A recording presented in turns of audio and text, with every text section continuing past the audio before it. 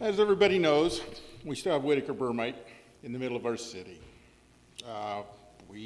Last week was on the July 1st, 2 weeks ago, was it's called the Multi-Jurisdictional Task Force with the city, the representatives from the Whittaker Company, Department of Toxic Substance Control, Castaic Lake Water Agency, and all the players in the cleanup of the Whittaker-Bermite. As if you haven't noticed the excavation going along, drive down Soledad Canyon Road and you look towards Whittaker, which is up behind Saugus Speedway, up behind the train station. They've been working on operational Unit 5, and they've been moving a lot of dirt, cleaning up a lot of dirt. The excavation is almost 90% complete in that OU5 area. They've still got about 60% to end up treating and put back. What they do is they excavate down, collect all the contaminated soil, take it to some pads, put water on it, put glycerin and other things. There's microbes in the soil that that eat the perchlorate, and with the sugars, with the glycerin and such, that's how they treat the soil. Then they dry the soil out, then they load it back into big rock haulers, take it back to where they brought it from, they compact it back in.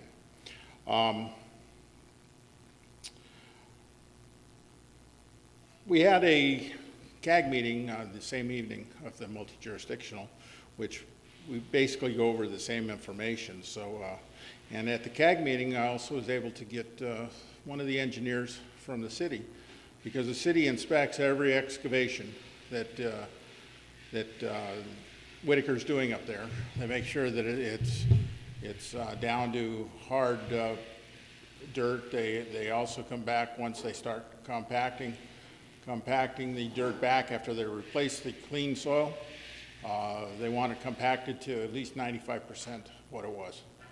City inspects that, and this engineer showed us the grading plans and gave us a talk. It was very interesting.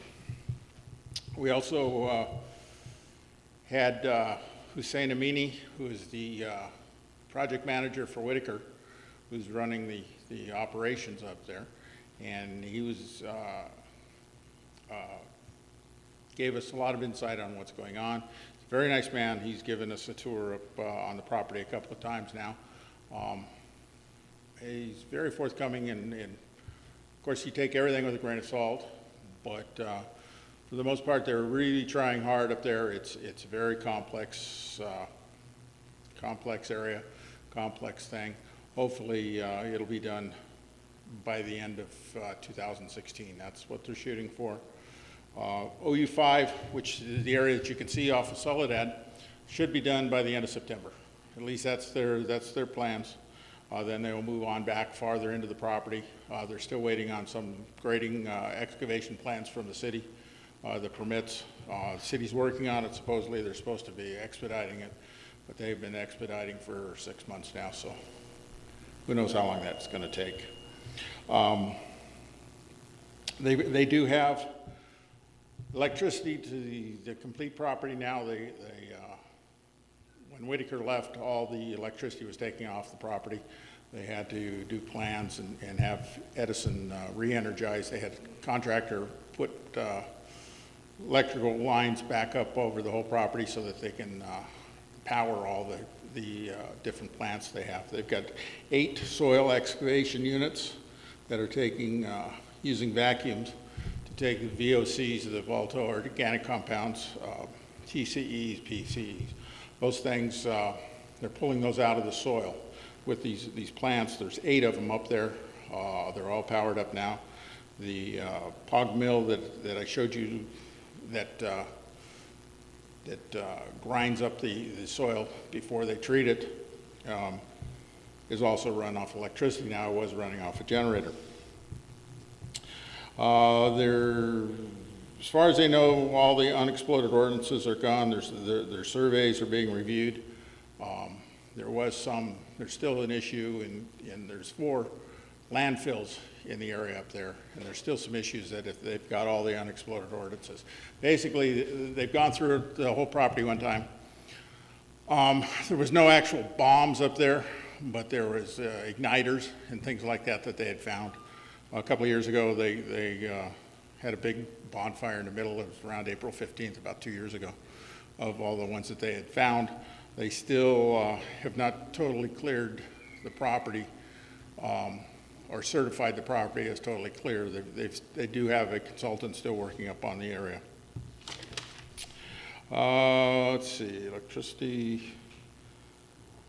They're working now also on the plans for the water treatment plant. The water treatment plant will be located on Soledad Canyon Road, down where the railroad tracks comes from the train station, back down towards Soledad Canyon Road on the east side of the property. There's a triangular area there.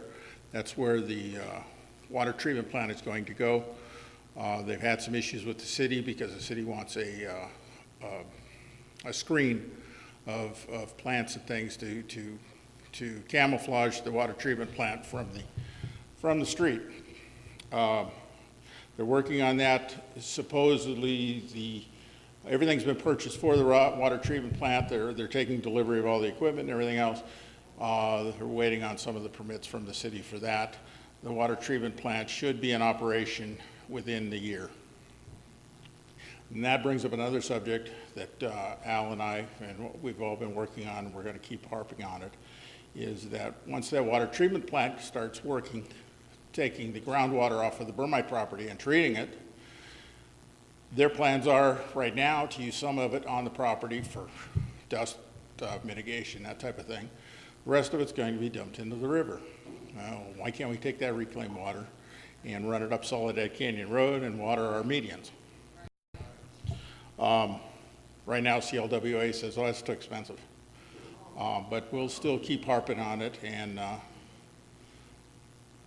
the answer from everybody is that, well, we've got that, we're working on a plan.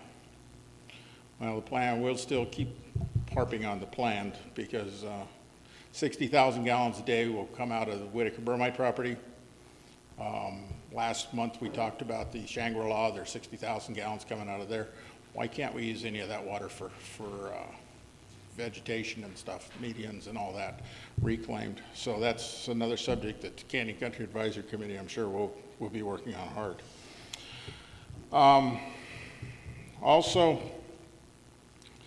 we're OU7, which is the water treatment. There's also goes into CLWA and that type of thing. They're talking that Saugus 2, which you know our wells have been contaminated with perchlorate in the basically west of the Whittaker-Bermite property. It's come off of the Bermite. There's a big plume that goes about a mile and a half to the west. Goes clear to McBean and over by the transfer station. The bus station, McBean and Valencia Boulevard is about as far west as it's gone so far. The two Saugus wells, which they pump and treat now, one of the wells has been down. Then they were having problems. It kept setting off alarms, and they found out that it was the train going by. When the freight trains would go by, the vibrations was setting the alarms off on the well. They've got that repaired. Those two wells are pumping, but they're not pumping nearly what they used to because of the treating that they have to do for the perchlorate. They're working right now also on Valencia 201, which is right next to City Hall. They're putting a pump motor back on that well. It's been down for about 5 years now. I think it was 2010 when they discovered the perchlorate and they shut it down. They did pull all the pumps and everything off of there so nobody could test the well. But now they're putting the motor back on the well. They're going to start pumping, and then they're going to pump and treat at the site. Basically what they do with Saugus 1 and 2, which is over by Lowe's, where they treat for perchlorate. They only treat for perchlorate, CLWA does. There's traces of VOCs showing up in the water with the tests. And then what CAM has also found out is that now there's some other agents showing up in the water in minute quantities, but it's from petroleum. So that's all going, it's not high enough to report, but they're looking into all these issues. The VOCs that are showing up in the Saugus wells, they've been doing a study on that. CLWA has been doing a study. They announced at the multi-jurisdictional that their study proved that it was coming off of Whittaker-Bermite, but it was also coming off of another site, but they didn't neglect it to talk about the other site. So I talked to Dan Masnada and asked him, and the Saugus industrial area across from where IHOP is on Bouquet is the other area, and they think that the VOCs are coming off of there also getting into the water supply, which is showing up. Right now, like I say, it's not at a mandatory reportable level. It's small enough, and then they, of course, remember the solution to pollution is dilution. So they take the water that they treat for the perchlorate and have the little traces of VOC showing up. They blend that with state water 6-to-1, and then it goes into our water supply. Next meeting will be on November 4th. The multi-jurisdictional will be at City Hall with all the players, and then we have our meeting in the evening at the Santa Clarita Methodist Church at 7 o'clock. That's so people that do have to work can come and still be informed on what's going on. We really try to get a lot of people to show up. It's a struggle. It's a struggle with all these meetings to try to get people to understand what's going on. There's a new developer in town also that is interested in the Whittaker property. They're called City Ventures. They're from Irvine. There was a company called Lewis Homes and Development that was involved about 3 years ago, and they did a big seminar at City Hall with pictures and everything on what they were planning on doing with the property. Well, they were hoping the city was going to buy the property, and it never happened. Lewis has since left, and now we have the new developer in. I was talking to her, one of the representatives at the multi-jurisdictional. She says nothing will happen for 3 years because there's rumors that they were going to try to sidestep the court injunction that they cannot touch the property, and also the city council DS-12 resolution that the property cannot be touched and it was totally cleaned up. So with the developer, she was telling me that just plans and looking around and any kind of issues, it's going to take at least 3 years. And so possibly nothing will happen with them until after. We'll keep an eye on that also. I know everybody wants the roads to go through. The city's chomping at the bit to get the roads to go through. But as soon as they get this property cleaned up, which hopefully it'll be by the end of 2016, that's the date. So it's been a long time. There is progress happening over there, but it's still been a long time, and who knows how much longer. They say 2016, but my guess is probably 2018. With that, if there's any other questions, I mean, I can ask. Rick, who owns the property now? The property is owned by a company called RFI, but they're bankrupt. It's totally, this company has no money whatsoever.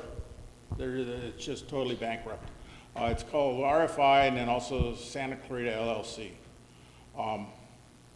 So really the property owner, it's worthless to them until it gets all cleaned up, and then when they sell it, then they'll make some money.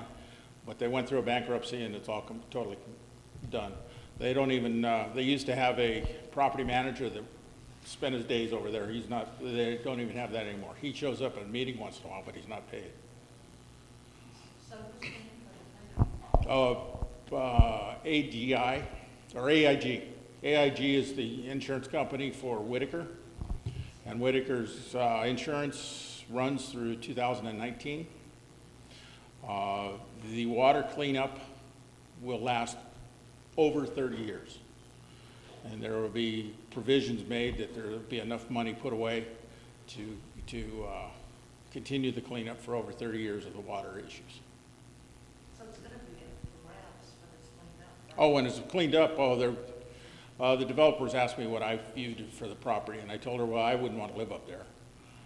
It's a beautiful piece of land. There's a lot of beautiful vistas up there and everything else, but I wouldn't want to live up there. I said it'd be good for light industry, bring some jobs to the area and that type of thing. But there's a school site up there that Newhall has looked at that was planned with the Portobello property, but the Portobello plan expires at the end of the year, I believe it is. So no telling what's going to happen. I know there's an area up there that is so contaminated they'll be able to clean it up to where they can put either leave it open space or make a soccer field, but they can't put any kind of structures on it. Other areas they want to clean up to a residential standard.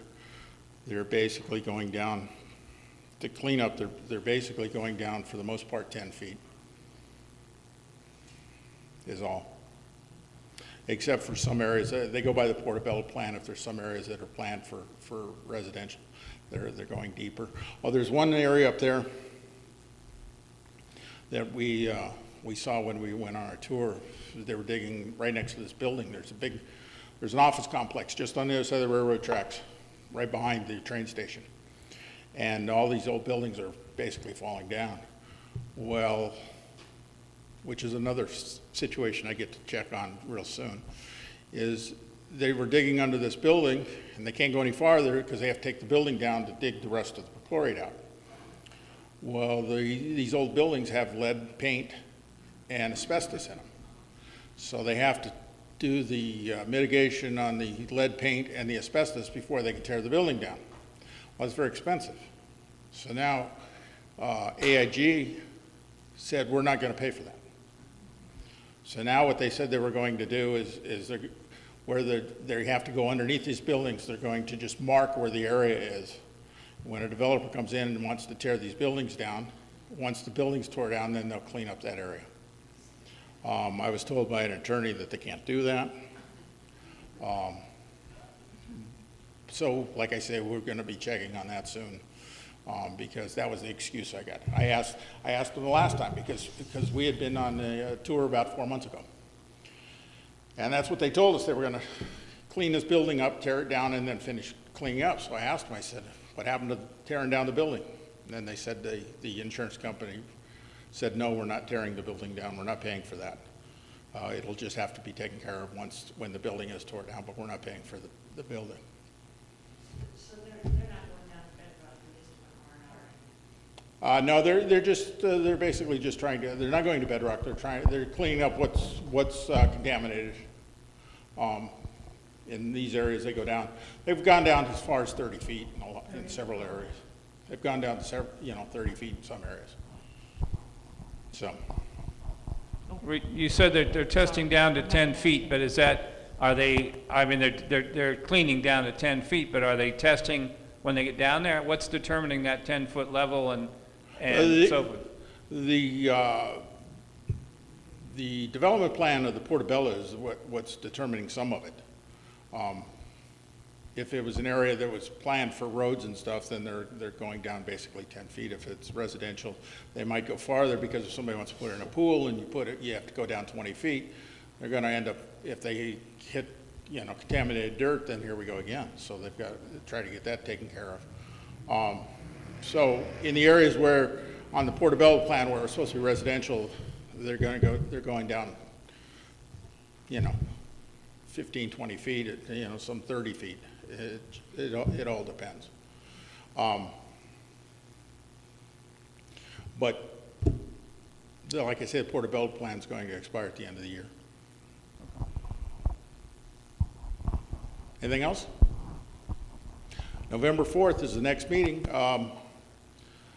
Everybody needs to be aware of this. I mean, it creates all kinds of issues. It creates not only the contamination of our water, it also affects our public safety, because over here in Canyon Country, we have one paramedic squad. We have 3 or 4 fire stations now, but we have one paramedic squad. The next squad that has to come when Station 107 is busy is 73, which is on Old San Fernando Road, Railroad Avenue now, in Newhall. They have to come all the way around, get on 14 and then head out. They're the next one to Canyon Country when 107 is busy. And so this property affects our public safety also, because they have, fire department all has to drive so far just to get to Canyon Country. So everybody needs to be aware of this property, needs to be aware of the cleanup, and make everybody's voices heard so that we can get it done, get it cleaned up. It'd be great where they put a Via Princesa across, where we can drive from the Metrolink station to Newhall in like less than 10 minutes. If we got to go straight and go across and hit Wiley Canyon, that would be fantastic. But, not until it gets cleaned up. Where is the meeting and what time? The meeting is November 4th, 7 o'clock at the Santa Clarita Methodist Church on Bouquet Canyon, right at Espuela, right across the street from the Presidente Restaurant. Okay, thank you.